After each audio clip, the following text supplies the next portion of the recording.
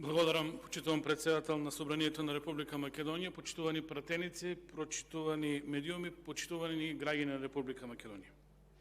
Пред нас е законот за парнична постапка и одма на почетокот да кажам дека овој закон ќе го коментирам само во делот на вештачењето, затоа што тука сум компетентен. Во ред е што со законите сакаме да се подобри одредена ефикасност, во оваа ситуација ефикасноста во парничната постапка. Меѓутоа, не секогаш со носење на нови закони реално ги подобруваме работите или во најмала рака оставаме сомнеш можност за коментари за различно толкување на работите. Во досегашната парнична постапка вештачењето одеше една од страните бара вештачење, можност за вештачење имаше и другата страна, доколку се спротивни тие вештачење едно на друго, се одеше на супер вештачење. Некако со овие измени на законското решение за парнична постапка, тој модел се напушта. И сега базичното толкување кога и како ќе се викне вешто лице останува на судот. Пракса која сме имале порано, меѓутоа сме ја напуштале како неефикасна. Сега се враќаме повторно на старото решение.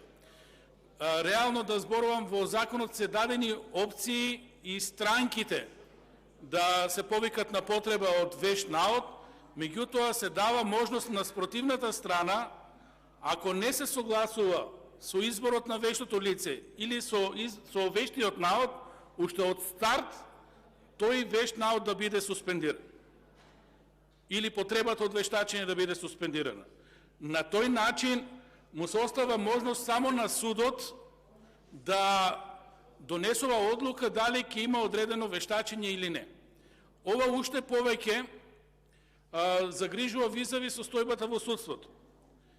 Пред малку го разгледувавме пред неколку дена извештајот на судскиот совет, каде што јасно ни беше нотирано дека во судовите недостасуваат средства.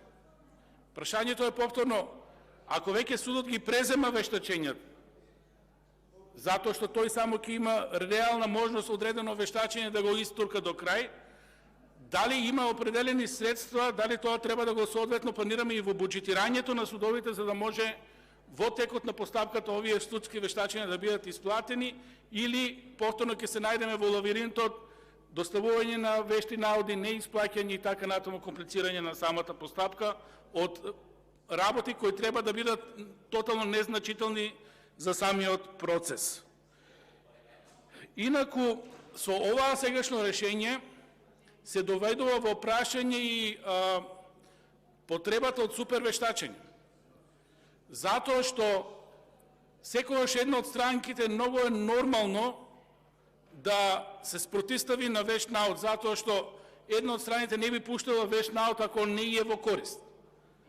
Тој вешт наод е сега спротивно во интересите на другата страна.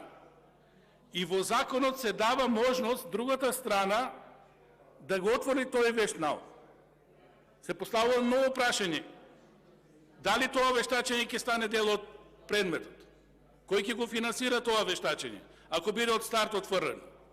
Дали ќе стане дел од парничната постапка? Повторно недореченост која само по себе ќе ни створи забуна кај нас вештаците воопшто да не прифаќаме да вештачеме ако тоа не е наредба на судот. Јасна е тенденцијата дека сакаме тежишето да го дадеме на судот. Меѓутоа, овие работи, сакајќи да импровизираме демократија, на некој начин само ќе ги усложнат работите. Кога веќе давате можност само еден модел да биде крајно извесен, тоа е ако судот одреди потреба од вештачење, туку имате серија на други прашања кои се отвараат. Ке имаме ефикасност во таа ситуација. Судот ќе одреди вештачење и тоа е окей.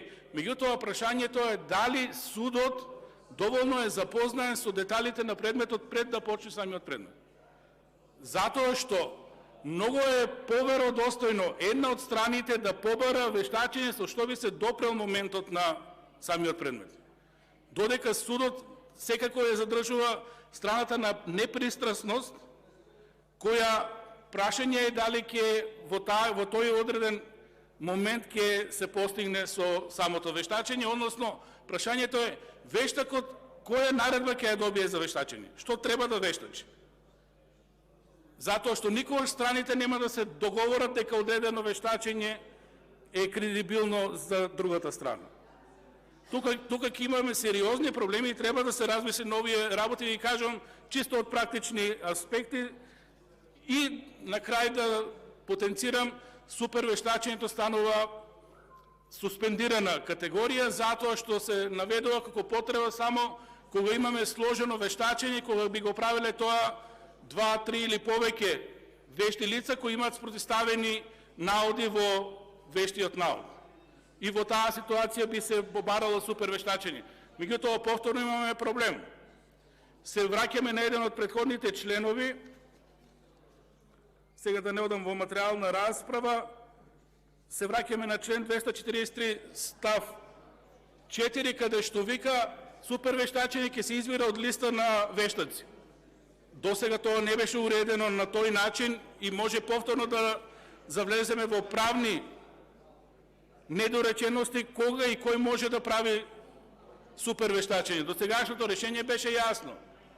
Институција која има лиценцирани вешти лица, тројца од дадена проблематика може да прават супервештачење. Сега тројца од слободната листа на вештаци од одредена област да се усогласат многу потешко, затоа што досега тоа го работеа или факултетите или нормално институции кои се специализирани за оваа проблематика.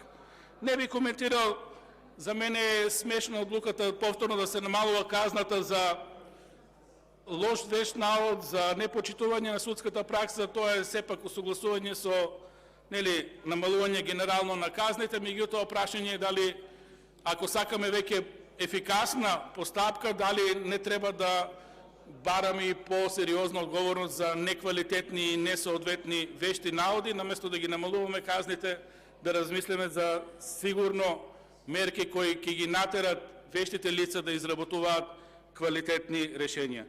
На некој начин овој закон кој ќе го поврзаме сега со законот за вешти лица, остануваат многу работи отворени. Ја враќаме тежината на вештачењето кај судот, листа на слободни вештачења, меѓутоа некои работи остануваат и кај таа листа многу отворени.